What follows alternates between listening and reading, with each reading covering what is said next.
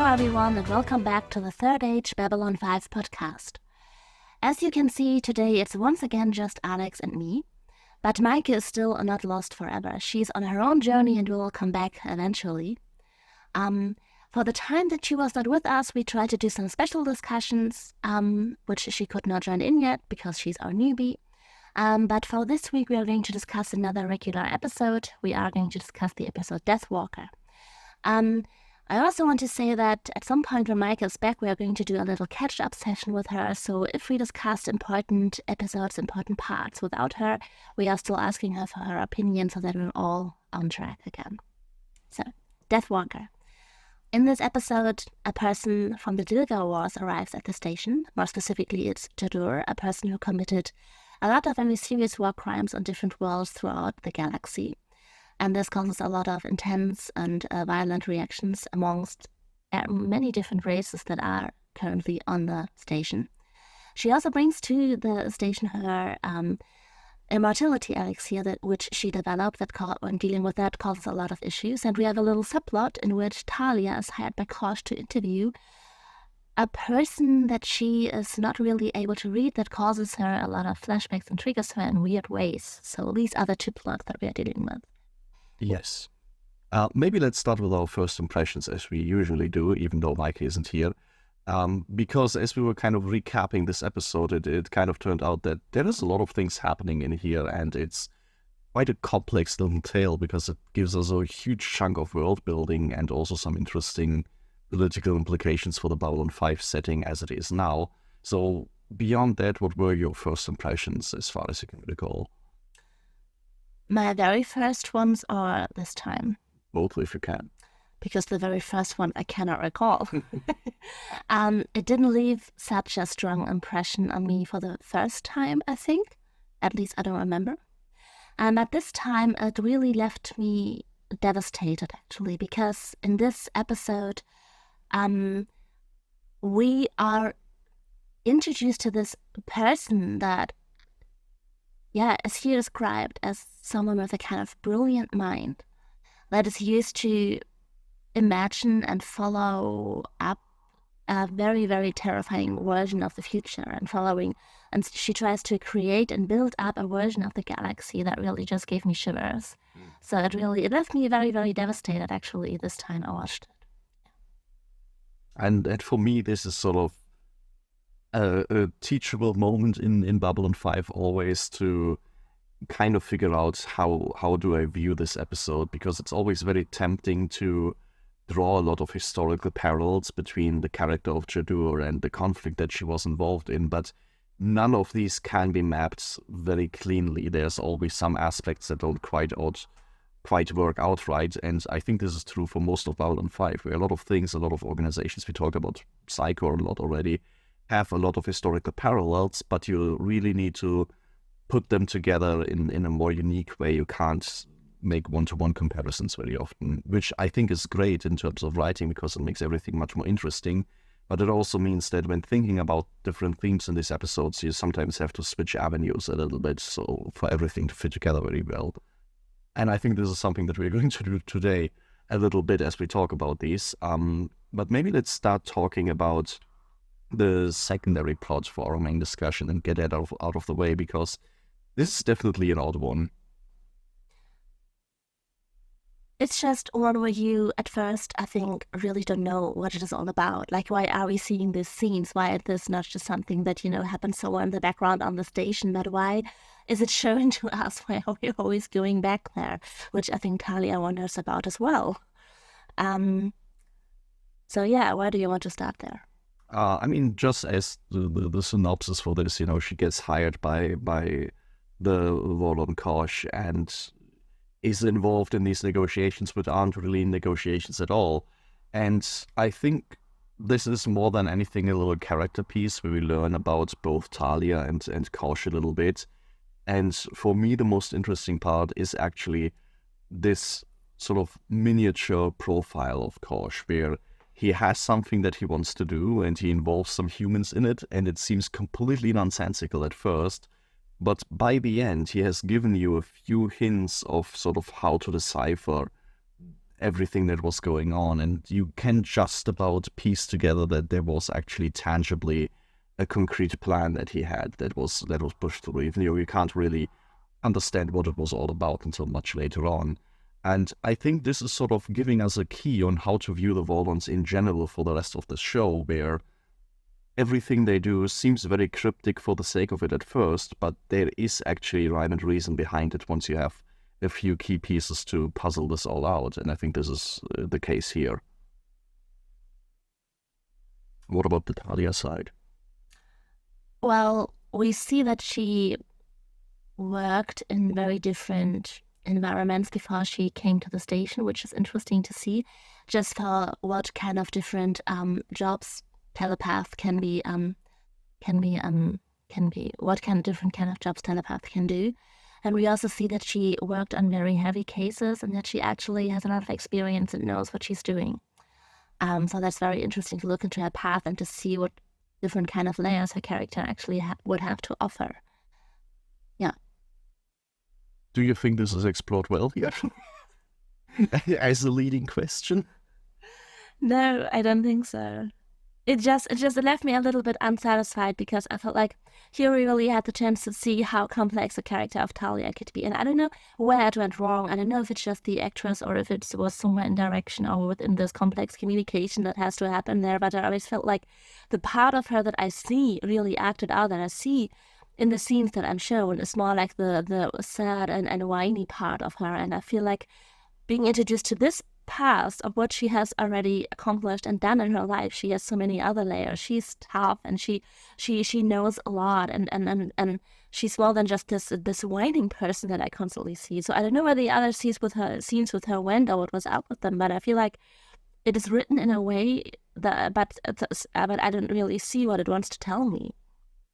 I think it feels very unfinished in the episode as is, and it's not quite enough to be a character exploration of her, which I think is sad because, like you say, there's definitely some interesting layers there.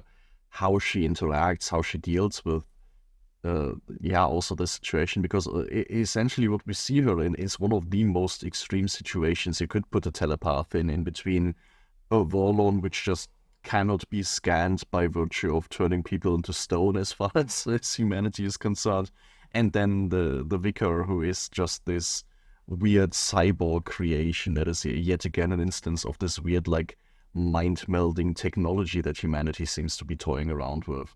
So this is a very extreme situation for her, and I don't think this really comes through a whole lot of how much this unsettles her very much. But I think it sets up some interesting steps for later on, which we'll definitely see as the show goes on. Yes, I mean, we definitely know that Talia's mind has been recorded in this episode that is going to be told already as it is. So we have no idea what that could be used for or why someone would like to have this recording, but we definitely now have her mind stored somewhere. It also seems like something that is most definitely illegal, but also he's a Warlord ambassador, so nobody can do anything about it. Like, she doesn't even really question that part of it, even though I think if anybody else tried that would be a definite no-go. All right, we are going to return to Kosh by the end of this episode because the two do kind of intersect at that point.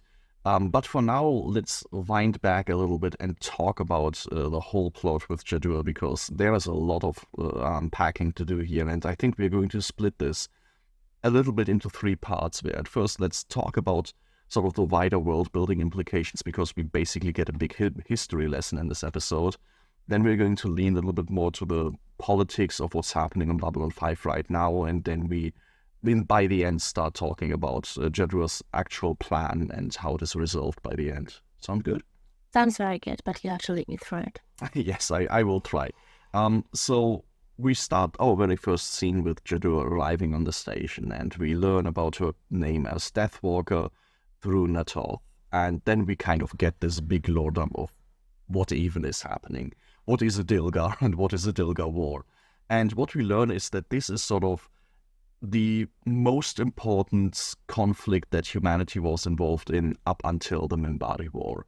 And it is also a defining conflict for an entire era of humanity as part of the galactic community that we didn't really get to see. one where humanity came into the galaxy as sort of the savior at the last moment, helping the League of Non-Aligned Worlds fight against this overwhelming enemy that was Dilgar at the time. The Dilgar were defeated. They are basically extinct now under more or less mysterious circumstances.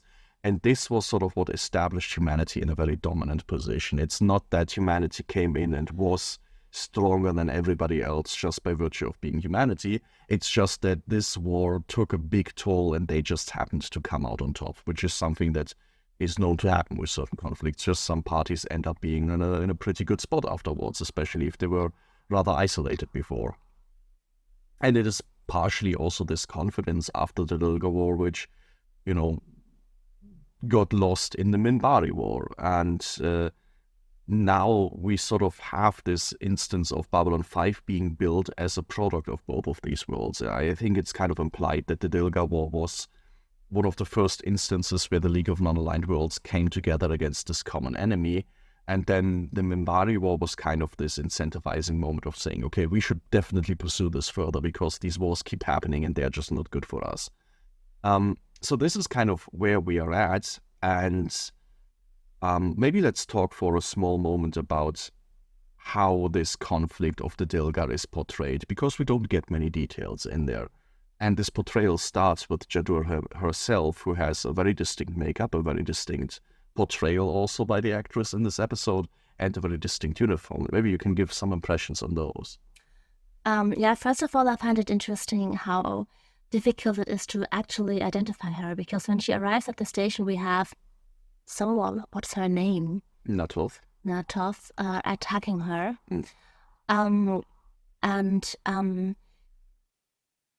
But we are not quite sure who she is yet, because she actually could not really be herself, because she's not the right age and also too young to be her own daughter. So that's a kind of a riddle. And then also there's a thing that I think the Dilgar went extinct already. Yes. Yeah, so we have a Dilgar and it's not the right age to be her, but people recognize her, so that's a big riddle actually. I think that's also important to mention. Then you said her makeup was kind of cat-like. A little bit, yeah. Somebody loved the cats, and the cats were evil. That's kind of sad. There was one chance of cat people in this universe, and they got wiped out, so that's too bad. Yeah, and they were evil, I guess. Very much so. Yeah. And they also had uniforms that are, I think, most closely related to those of the Centauri. Like what she has is very much this 19th century militaristic, colorful, with golden buttons and everything. So it very much reminds you also of this. This is from an earlier era of galactic warfare, kind of, where they were sort of the big dogs. And the fact that it's so hard to identify her is interesting. You would think, in this conflict that was so defining and not that long ago, it wouldn't be this hard to have some good data on it, but at least on Babylon 5 itself, nobody has this on hand. And, then again, why would they? On this remote space station, we definitely expect to get this Dilgar in there. And I think it's just kind of an interesting thing that this isn't more than a lifetime ago, and already it's passed into history to a point where it's not easily accessible knowledge. And this is something that happens with real conflicts as well. If we look at the Second World War is roughly the same time span ago as the Dilgar War for us. No, wasn't the Dilgar War 30 years ago? I think it's a bit longer. Oh, yeah, maybe. But either way, let's talk about this time frame of decades that have passed. And relatively early on, things get pretty messy. And if you imagine this was an interplanetary, interstellar conflict that was fought, and all the winning races of the League of Non-Aligned Worlds have by now, stopped talking to each other in some instances, it kind of starts making sense that any knowledge about the Dilgar would be very fractured. And, maybe the Brakiri have detailed bioscans, but they're not going to share them. So that's kind of an issue. And this sort of compartmentalization is something that we also see with the Minbari involvement in this. Yes, so let's maybe talk for one more second about Jadur, because I think right at the start we learn that she at least tells that she took shelter with the Minbari. Yes. I mean, just to talk about her involvement in the war for a second, she was a leading scientist / war leader, so mixing these two roles in there, and basically treated conquered colonies as her personal playground and laboratory, and had all kinds of heinous experiments going on, which are hinted at. This is one of the reasons Natot really attacks her like this, because she has this whole blood oath going on. Yes, and I mean, for detail, I think her experiments were mostly like biological, like in a way that she would release plague and see how long who would survive and would really cause disease and things like that. I mean, she very much harkens back to this whole like struggle for survival, eugenics sort of deal that she was involved in. And yeah, she is one of the few Dilgar that actually survived, because she was sheltered by this ultra-militaristic clan of the Minbari, which is just interesting that the Minbari could do this, because they weren't super active in the war itself, but, you know, they are basically kind of the Babylon 5 version of South America, where a bunch of weird leaders and scientists get off to. Yes. I mean, it was in secret, so I don't even know. I mean, I think Lanier explains it. Did the Grey Council even know about that at first?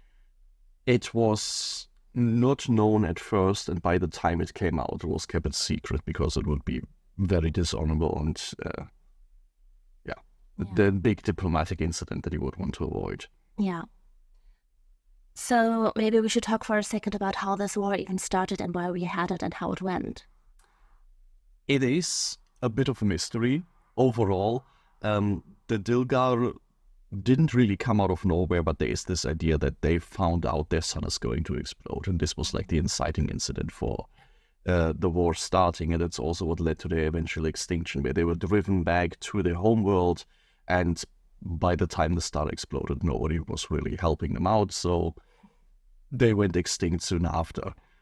Which, you know, we learned this mostly from Deathwalker herself, so the way she talks about this might also be, you know, very propagandistic.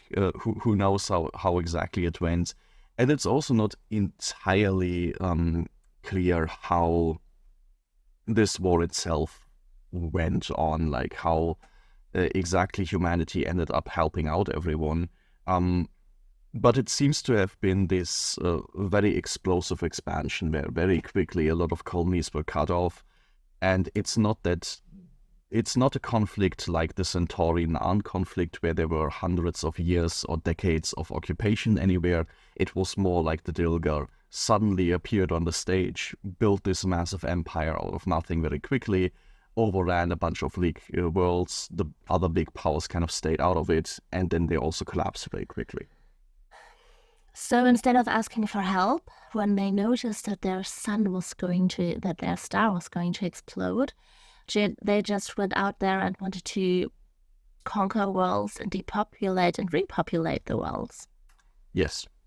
All right. Which is, you know, definitely the wrong choice.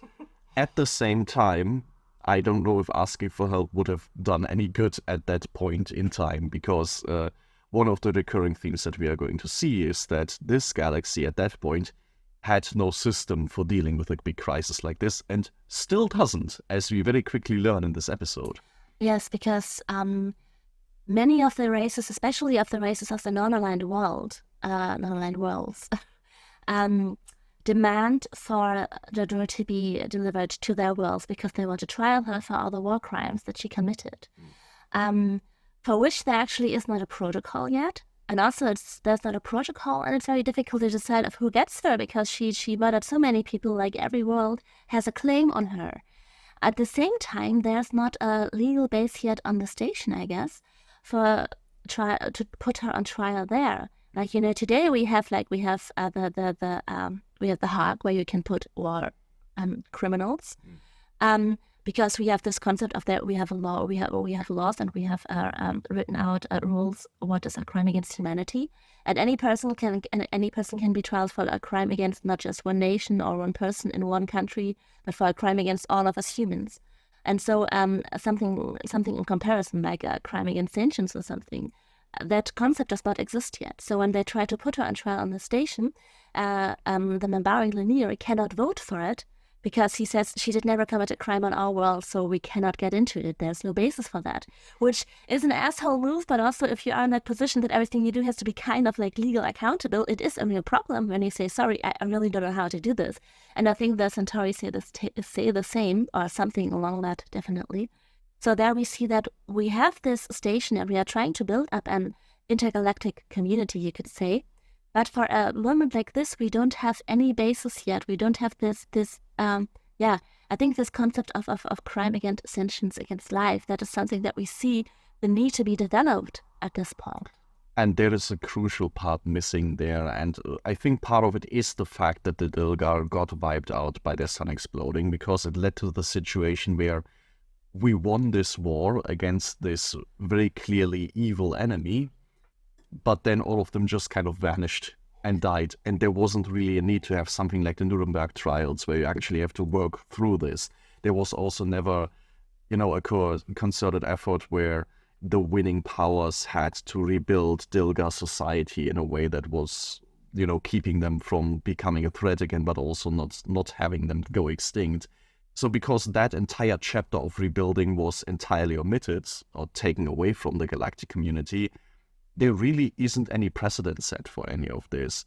And it is a problem because, of course, we have Jadur who would be put on trial, and the Minbari very conveniently can say, oh, well, we aren't eligible for that because it didn't happen on our watch. But in turn, also, there isn't really a mechanism for anybody to hold the Minbari accountable for sheltering this war criminal, which, looking at it as a viewer, I feel like that should be something that somebody can say anything about. But, they're the Minbari. Who is going to hold them accountable?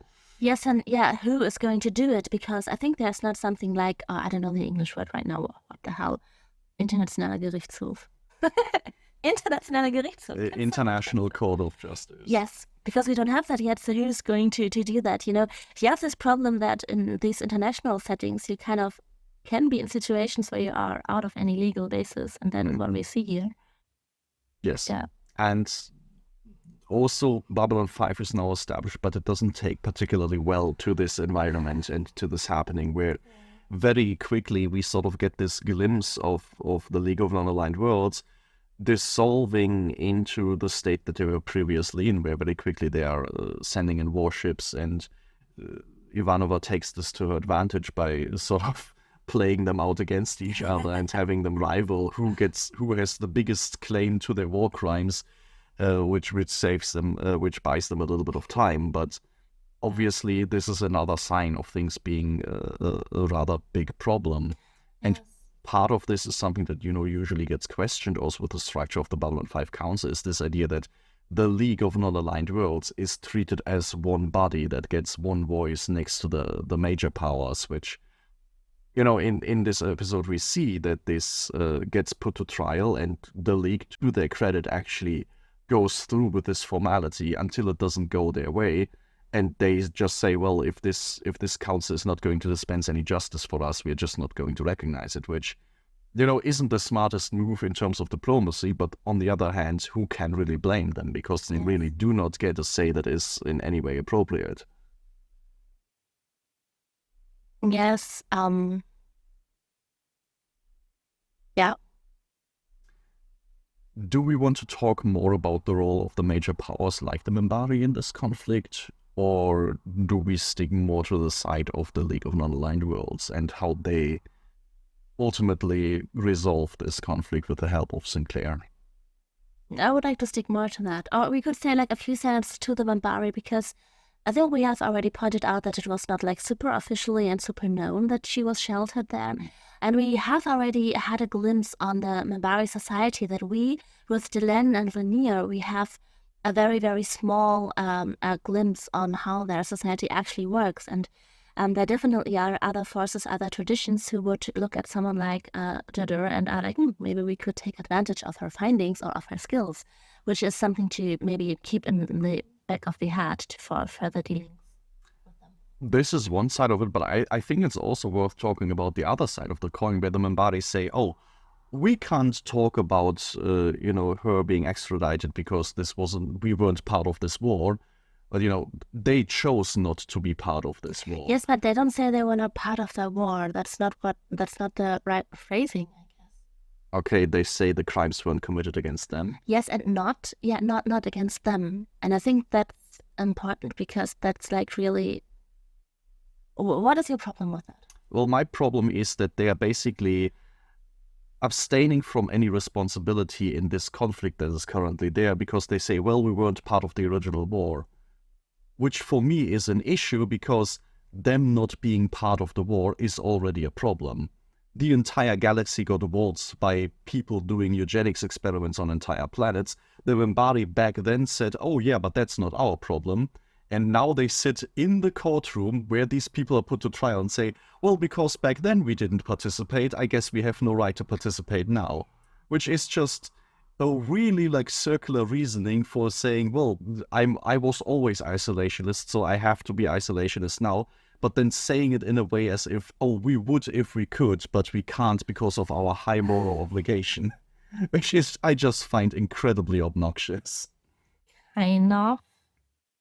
Although...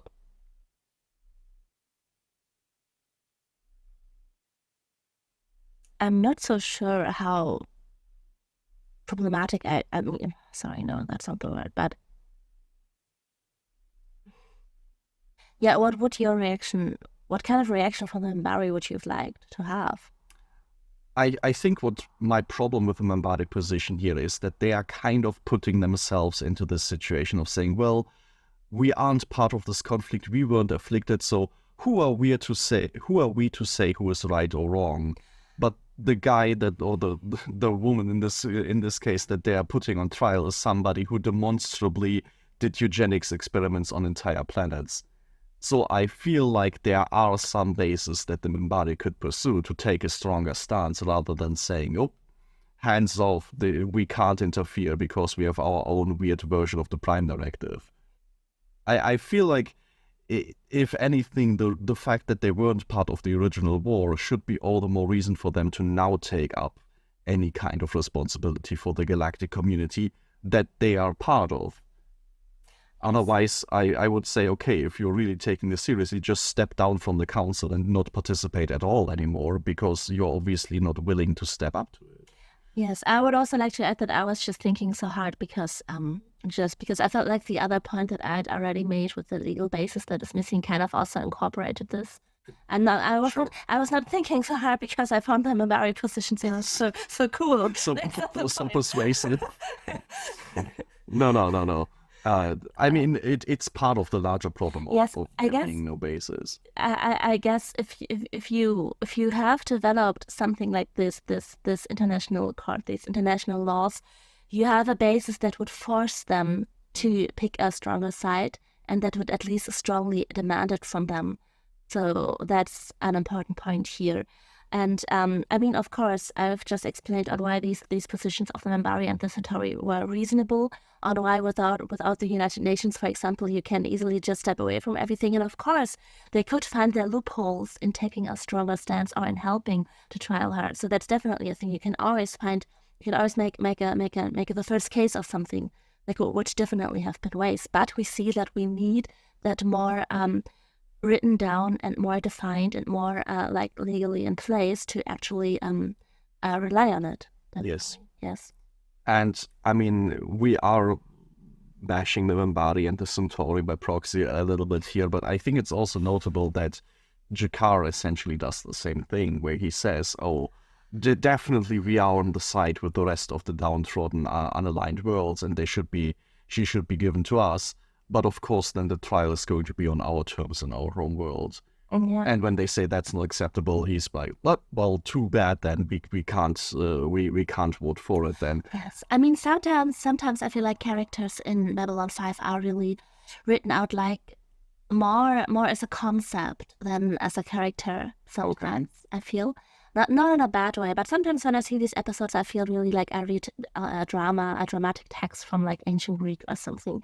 And I feel like here it is very extreme how the council just cannot make a decision and how extreme they are portrayed in these ways that lead to this path situation, to really view that all of them, or to convey very persuasively that all of them are still thinking in their own cultures and in the boundaries of their own nations. And so there is something that concerns everyone, but it is very easy to just step back and say, and you see yourself as a Narn, as a Minbari, as whatever, and not as one sentient being that is forcing someone evil who has committed crimes against being that. I think that's what's shown here. They are still so we have an international or an intergalactic community that still has these borders very, very strongly, that also then kind of keep them from taking actions. I think one part of it is everything being directed so inward, everybody thinking about themselves in terms of their own individual interests and cultures.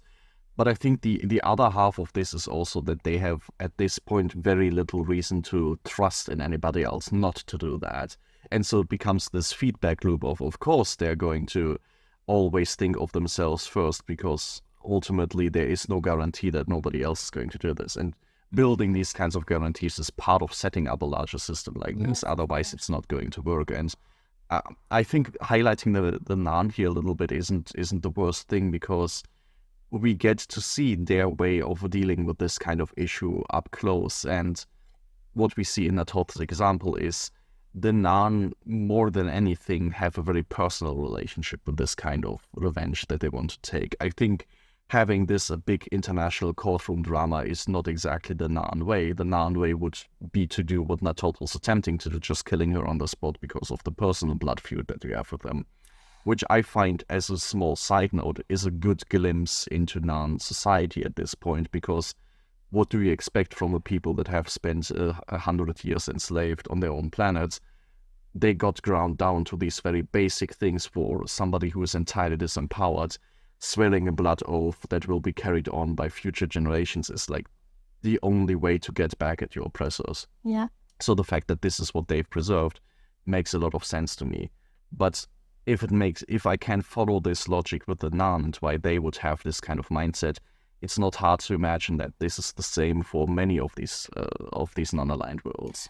And they see, I think all of them, I mean, no one is happy with the situation. Everyone is frustrated. So I think it's interesting because we see them in this position where a common enemy could connect them and could make them, give them a new sense, a new feeling, a new concept of being allies, actually. But it's not worked out yet. But you see, they still think of, okay, we are Narn, we are Centauri and whatever. But also you see that, but we have this common interest and we have this common trauma, so we have to do something with it. And yeah, that you get the sense of that. And I think there's also this missing chapter in between where there was this perfect moment in history after the Dilgar War where humanity was in this very strong position. And if it had decided back then to build a Babylon 5 station, I feel like most of the problems we wouldn't have. But instead of using this first moment to really build an intergalactic community that really works, they went off doing their own thing and got in the Minbari War. And now you have this bad situation where, why should any of the League of Non-Aligned Worlds put all their trust in the newcomer Earth when they've already proven to make very, very bad decisions on a frequent basis? And, if we would be talking about historical parallels a little more, you could talk about something like the League of Nations, which is sort of this proto-attempt of the United Nations, which suffers from a similar kind of problem where there is this perfect moment in history where big incentive to come together is there, but it just isn't followed through on to a degree where it becomes an effective sort of tool to resolve international conflict. And, many would argue it still is far from being that as the iteration of the United Nations. So it's definitely not to say that this is a fundamental fault of the League of Non-Aligned Worlds, that it's not perfect yet. I think for the time frame they are still doing pretty well. Yes, we are just seeing a world where these things are in progress. Yeah. And that's interesting. We are seeing a world that is about to build up their United Nations and their international courts. And yeah, that's very, very cool. Which, if we are going to talk about other stuff, but with a small glimpse of the end of the episode makes this also so tragic, because Jedward could have been the big precedent to be set, where, you know, a larger framework for how this galactic community deals with war criminals could be built around, but we never get that chance. Yeah. Okay. I think with that we are done for now. So this was the big political side. Mhm. Let's talk about the resolution that Sinclair comes up with, because ultimately, even though the court, the council decisions don't work out, and their warships don't work out for the League of Non-Aligned Worlds so easily, they do manage to pull together and put enough pressure on Sinclair and the rest of them to push for a better solution, and push for a solution that is also not only in Earth's interest. And ultimately what that solution looks like is, okay, let's try to get her to us. We haven't talked really about what she brings onto the station yet. We only have mentioned it in the introduction. We should need that for this. Really? I think. Okay, so we will come back to the political side after talking about. Yeah, I mean, you can continue, but I think it includes the serum. It includes the serum, but just to stay on the political side, essentially what she comes up with is, even if the serum wouldn't exist, I feel like his solution would be basically the same of saying, let's put her on as neutral ground as possible, Earth, and have her do her thing under supervision from everybody else, and we're going to share all the information with everybody else so that we're all on the same page, and everybody is going to have observers there, and this is sort of the best thing he can come up with, which is still far from ideal. Not everybody is happy with it, but what helps this be pushed through is the immortality serum as sort of this extra incentive for everyone. Everyone wants to have it so bad that this solution is good enough for them. So this is sort of, we have Sinclair as the diplomat trying to find a different option where, you know, it's still not ideal, it's still not really neutral ground where things can happen, but it's a step in this direction where he really tries to establish some sort of precedent here. It doesn't end up being that, partially because of what it is we are talking about, the immortality serum. Which brings us to the second main part of our discussion, which is Jedward's plan. And maybe we should talk about that for a second. So the Dilgar War is over, her race goes extinct, she's with the Wind Swords and the Minbari. So what does she do? She wants to find a way of building a legacy for the Dilgar. She wants to immortalize herself, and she wants to throw the galaxy into chaos as much as possible. And her solution to this is developing a serum that makes people immortal, but to develop the serum you have to take life from somebody else, essentially.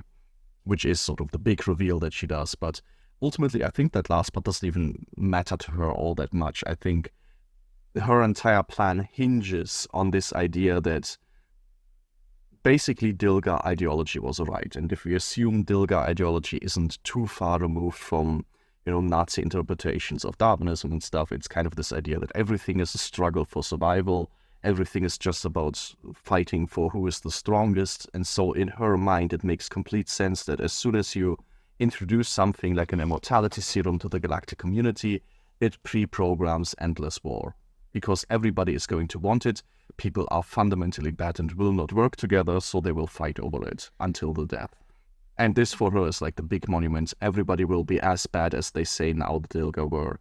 Everybody's going to commit the same kinds of atrocities, and those who survive in the end will have to thank the Dilgar for this big progress. Yes, but especially because she added to her serum that you need to take life from somebody else to produce it, I think she doesn't even think only on this big level of there will be wars and nations will attack each other over this. I think she also really sees this on this very personal level. That you could really, that you definitely would attack your neighbors and everyone just to get this life serum. So that really also on this very little, very personal level, there's this ideology of everyone is bad and everyone would do everything to survive. Yeah.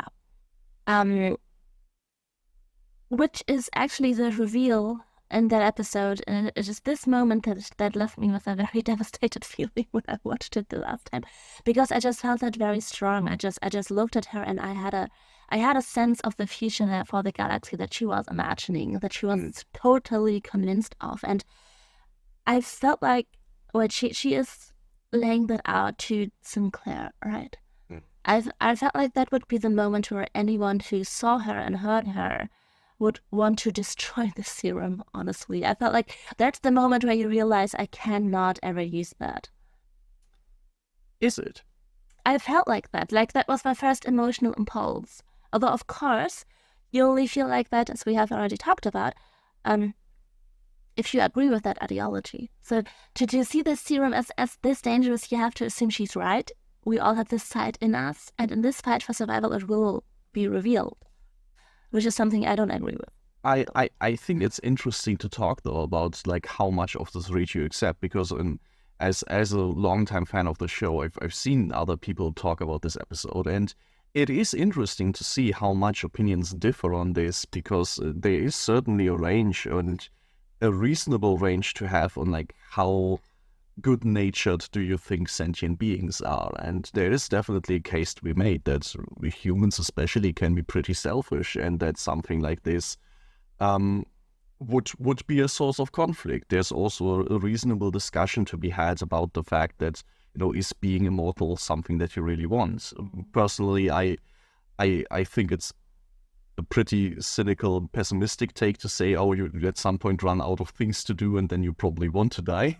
But I know that this isn't an unreasonable position to have.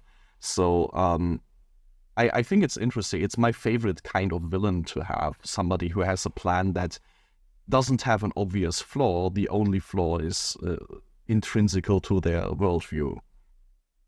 The question is, do we have anything on that serum in itself? Otherwise, I would have something on the development, and then later on how the Warlords answer this question that we've just discussed. On that serum, well, let me think. I don't think so. I mean, I would have liked to know more about how it works and why it works. Because it's just so cryptic to like, you have to take life from somebody else. Like, what am I taking? Do I need the blood? Do I need what do I need? If I had to guess, something stem cells, something like material that gives you.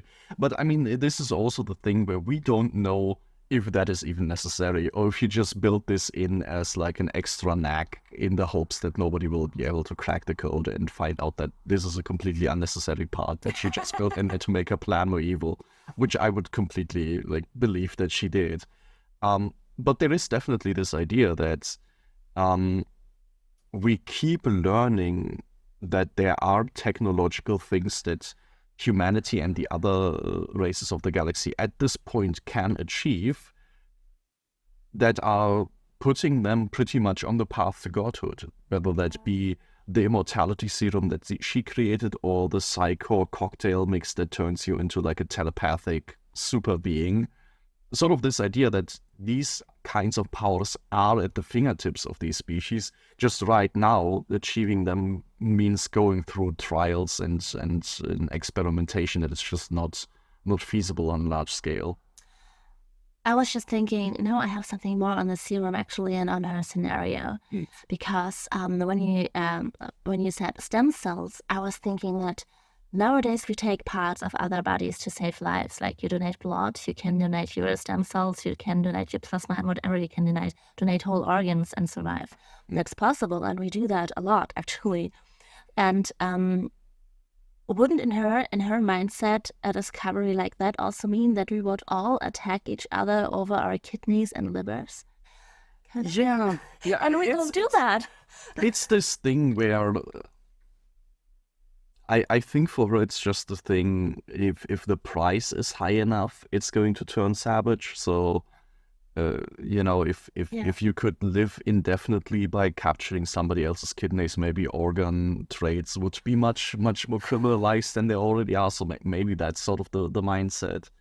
And because I also meant like the rules for donating, especially donating parts of yourself while you are still alive. Like, I think as a healthy person, I could donate half of my liver because my liver can grow back.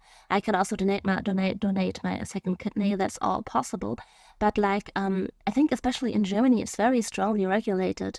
Like, my best friend, that I'm not blood related to, I think at least a few years ago it was like that. They could not ask me to donate. That would have to work through a database. Like they cannot work personally. You can only do that for your closest relative, that you can get tested and donate something of your body, because they were scared that people would be like blackmailed or something if that was more flexible. While in other places in the world it is more flexible, although I don't have the data on the organ trades in those places. It's a question, but yeah, I mean, we definitely see that we already have that we save lives with part of our bodies that we can share, and it's not complete chaos. And I mean, it's also just this example for, even if there are concerns how selfish people can be about this, what we do is develop restrictions and rule sets, and essentially developing the same kinds of rule sets that we were talking about in the political session here. And I mean, I think it's safe to assume that this is just something that she does not believe in. Yeah. I think for her, it's this idea, any kind of, for example, international court that would deal with war crimes could only ever work if it's enforced by the biggest player around the block. And then she would basically say, well, yeah, but if you are that guy, why the hell would you commit yourself to such a noble cause if you also just could have anything else? And I think this is sort of where the ideology of the Dilgar starts really setting in. Okay, do we want to talk about a little bit about how this drug comes about? Because one of the things which makes this episode very interesting for me, but I'm sort of on the fence whether or not I feel like it does it particularly elegantly or not, or I'm gonna go out on a limb and say it doesn't do it very elegantly, but I don't know how much of a problem I have with that. Is this idea that Jadur in and of herself sort of represents a few different kinds of characters, I feel like. I think she definitely is a parallel to Nazi scientists that found shelter with the Allied powers. You know, big names like Operation Paperclip, this whole idea of like getting scientists that legitimately made some interesting progress and integrating them into the, you know, Allied research efforts for the space race and things like that. And we don't even have to go overseas. There's also a big and still ongoing discoveries about just how many people that were involved with the Nazi party just ended up being part of both Eastern and Western Germany politics, because we don't have to talk about something as grand as high science. You also just need the bureaucrats to run the place. And, you know, in many places they chose people who were also bureaucrats for a system that involved people like Jadur, which is just a reality of how that worked. Yeah. So this is one thing that happens. You have people with a legitimate skill set that you want to have. And this is definitely the case with her, because she is made out to be a pretty brilliant scientist. She is legitimately an amazing biologist, geneticist, whatever you have to be to develop a serum that makes you immortal. On the other side, she is also very much a stand-in for Nazi scientist doctors, especially Dr. Mengele, who did like biological experiments in concentration camps. And just to give a bit of background, I think this is a bold move to combine these two, because these are two very different cases, where on the one side you have somebody who was part of a horrible system but was also legitimately a good scientist and good at what they were doing. And then you have the case of the crazy sadistic biology experiment doctor who was a very shit scientist and was shit at note-taking. And even in this case, yes, we are looking at some of the results. We are looking at some of the experiments that were done, and there are ongoing debates still on how much of these results should be utilized and tissue samples and stuff like this. But still, these are fundamentally different things. Do I have somebody who I legitimately accept as a scientist, or do I have somebody who was just completely out there with the most inhumane experiments possible and not a good scientist? And putting both of these in the same character, I feel like conflates things a little bit. Yes, it's just, do you want to have someone like Jadur shown as completely brilliant, as this brilliant, great mind that just lacks of this human or sentient parts that keep you from doing these complete evil things? And I think there is a discussion to be had about the reason I fall on the side where I find this might be a bit of a problem is, I think, the larger context when I look at how Nazi scientists are portrayed in media, particularly in American media of the 90s and stuff, where very often you have this stereotype of, oh, Nazi scientists weren't bound by ethics, and this is a discussion that we can have, this idea that, oh, having ethics and morals is like shackling scientific progress. If only we could get rid of these pesky things, we would make great strides, which I don't think is necessarily very true. And the other thing is this vision of, oh yeah, the Nazis were very cool because they had all of these like amazing Wunderwaffen scientific advancements that were way ahead of their time, and yeah, this is sort of brought together. And I don't know how many like History Channel documentaries you have about, oh, this was the flying saucer of the Nazis, this was the inter-Atlantic like bomber that would have dropped a nuke on Washington if they had one, and all of these like crazy things that, you know, this is not to say that there weren't batshit crazy ideas that got thrown around, especially towards the end of the war, but it is this like perpetuation of the myth that Germany in the Second World War was somehow like technologically much more advanced than it really was. And so having a show like this and having a character like Jadur, I'm not saying it's impossible to have this character in a nuanced manner, but given the context that she will be seen in, it's kind of not helping some of the misconceptions that exist out there. Yes, I agree with that. I totally agree with that. What I would like to add to this part that we've just discussed is that we have to come back to this episode later, because if you know the whole picture and if you are more aware of the whole world building, you could shed it in a different light. But we want to keep this episode spoiler free, although Meike is not here. So with all that we know for now, I definitely agree. But at some point, I would like to come back and look on how that might work out and if it changes something, because I'm not sure we would have to discuss it again. And there are definitely several aspects of this episode. So both the history that we learn here, the technologies that are involved, basically all of this is gonna come back, which is the great thing about Babylon 5. But okay, let's talk then about how this is resolved. We already talked about this a little bit with Sinclair's side, because nobody really seems all that happy about the immortality serum being around and being also developed on Earth. We know that Psycho is a thing. We know if they got their hands on it, it would probably not be a good thing. We know weird eugenics experiments are something that they engage with, so we are just glad that they didn't shelter Jadur, which is why in the end everybody kind of breathes this sigh of relief when the Warlords eventually pop out and just kill Jadur before she can do any more harm or good. And I guess the big question here is, how do we feel about this? Spontaneously, my first gut feeling every time I watched it was like, I also had this sigh of relief, actually, that I thought I was out of the world and she's out of the world finally.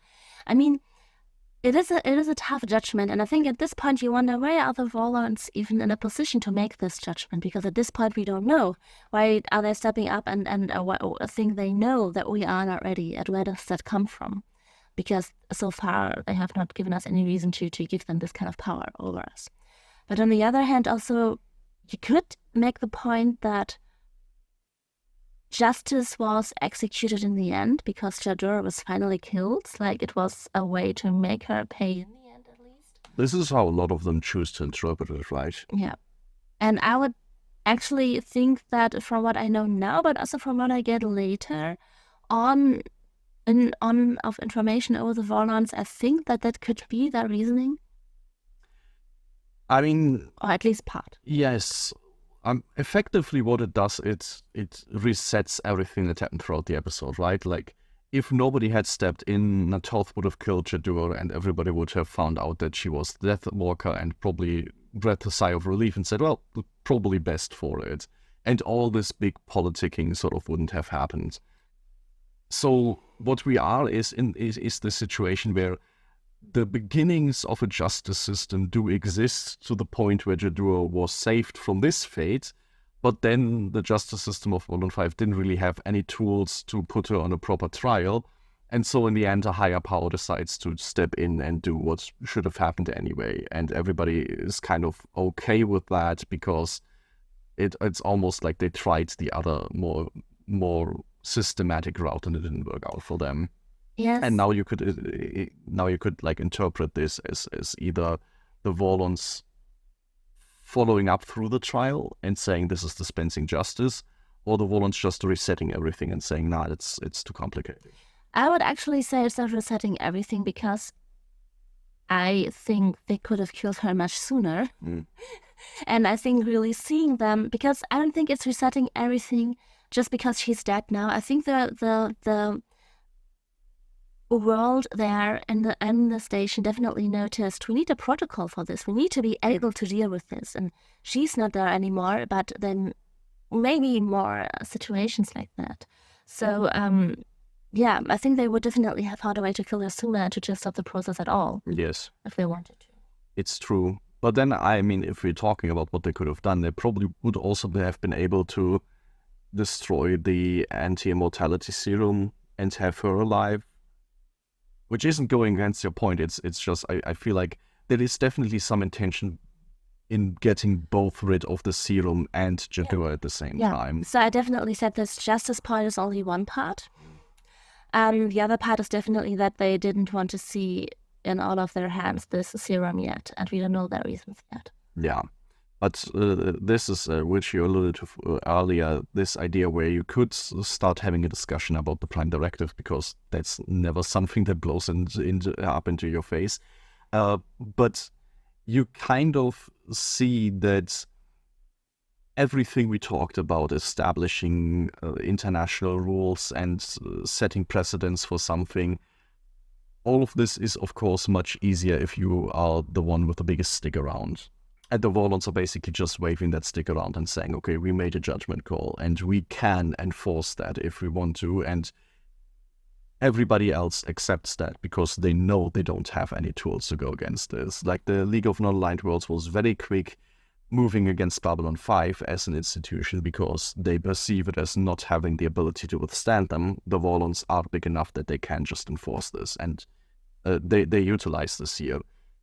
And with this in mind, the reason that it reminds me of the Prime Directive is this idea that they choose this position of power to say, for technologies and societal development, there is a time and a place where you should have certain technologies and a time and a place where you shouldn't. And for the same reason that in the Prime Directive, you aren't supposed to give somebody, nuclear weapons when they haven't developed the warp drive yet. For the same reasons, I could imagine that for the Vorlons, there must be a condition when you're ready for immortality serums, right? So you would say that they would allow the, in sense of the Prime Directive, they would leave the serum for the Dilgar if they were still existing because they kind of developed it on their own. It was not given to them by somebody else, but the others should not have it. I wonder. Like, I was just wondering that. I mean, we were all basically the same age in one community. So just blowing out the serum would be like having someone develop a warp drive and working together, and and then someone coming over like, no, you're not ready, you haven't done something else, and blows it out. That was my thought, and it was like, yeah.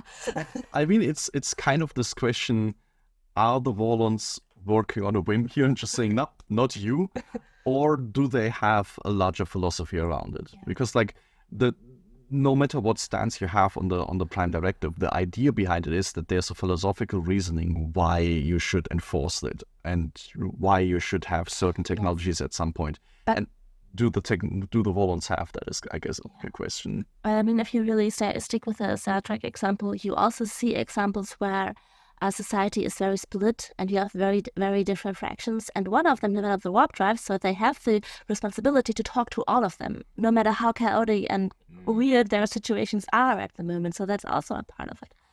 Yeah, it's a question of how they see it here and how they see us and that. Which, if they want to establish themselves as the head of whatever they perceive Babylon 5 to be, they should probably start talking about this, because it's a bit of a problem that they just blow something up and then explain afterwards why that was actually the right thing to do. And explain it even afterwards. No, not really. No. And I mean, for me, this is the point where looking at the Warlords, I feel like everybody should see some red flags, because ultimately because they don't explain themselves, my read on the end of this episode is them essentially agreeing with Jadur. Because when they say, we just blew up the immortality serum because you are not ready for it, what does not being ready for immortality mean? The only explanation I've heard in this episode is Jadur saying if you had the immortality serum, you would start killing each other. Yes. And because that isn't a super far-fetched philosophy, I find myself looking at the end of this episode and feeling like it seems like the Warlords have a very similar view on everyone else, which I think might be a problem if they end up agreeing with the war criminal. Yes, I think from all the information that we have already, that we have at this point, you can come to that conclusion definitely that at least the Warlords see the risk that in some places in the galaxy that could become true. So they don't want to risk it at all. And they're also saying we want to be a guiding force as far as blowing it up right now, but we wouldn't want to have to deal with the serum being out there and then having to kind of play the peace police or whatever would be necessary to prevent that from happening. Yes. Yeah. You could also maybe make another point, because I feel like, I felt like everyone on the station, once the ship was blown up and the serum was gone and Jadur was gone, everyone on the station was like, oh, they all were relieved, I kind of felt. So maybe Kosh just scanned all of them and knew, basically nobody is happy with this, so I'm just gonna give them their wish. Not only, but I feel like that could have been a part of it. To really, to see that no one is happy with the situation. It is very insecure to have it out there at all. Everyone is super tense. I have the opportunity to end it, so why don't I just do it and make everyone happy for a moment? I mean, I liked it as an alternative read, actually. Just kind of this idea, I watched them struggle with the ethical implications of this for so long now. Maybe this is enough of a lesson. We can move on from this now. A little side note on Ivanova having a lot of other warships of other, not warships, a lot of ships of other worlds showing up demanding to get a hold on Jadur, and how she plays them out against each other was beautiful to watch, actually. It is, especially because she complained before that her job is kind of monotone and annoying about this, because it's mainly just directing ships around.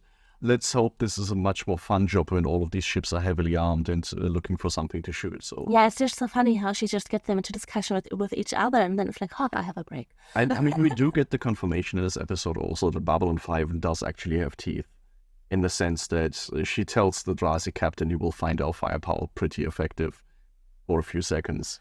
So for all the idealism, this is a heavily armed place, which probably will come in handy if things keep going wrong. Yes. But I think that is on the main discussion, right? Yes. That was a difficult discussion, we could admit.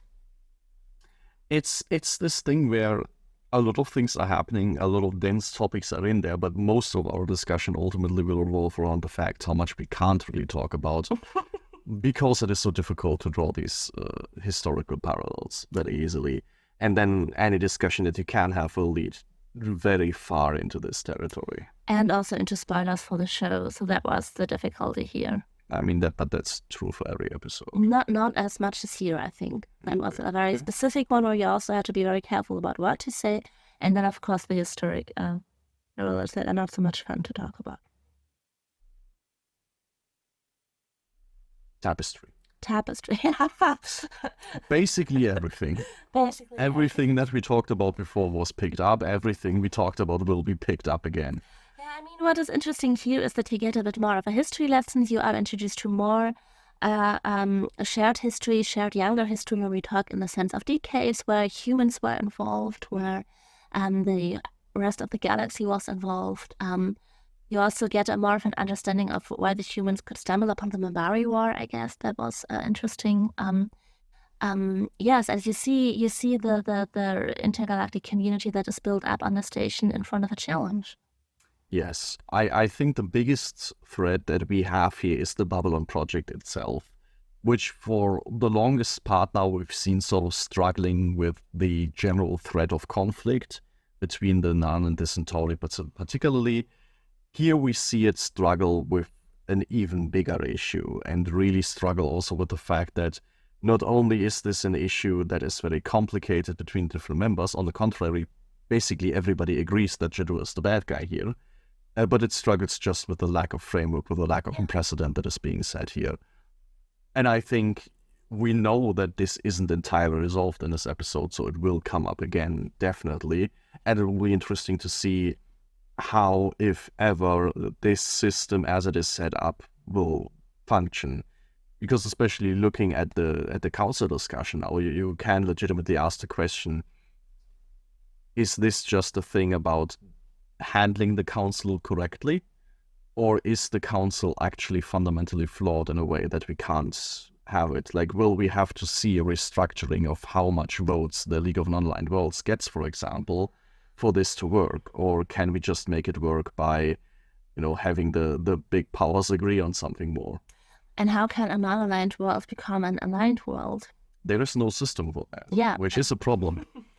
Yeah, but I mean, we have seen these challenges and we've seen the intergalactic community building up and defining itself and also having a common enemy, having a common interest. That were the important parts. And we have Talia's mind restored somewhere for whatever reason we need that. Yes, and the one that she's actually currently using also being damaged in some way, so that's not great. Yeah. Like her confrontation inadvertently with past things is probably not the greatest thing in the world.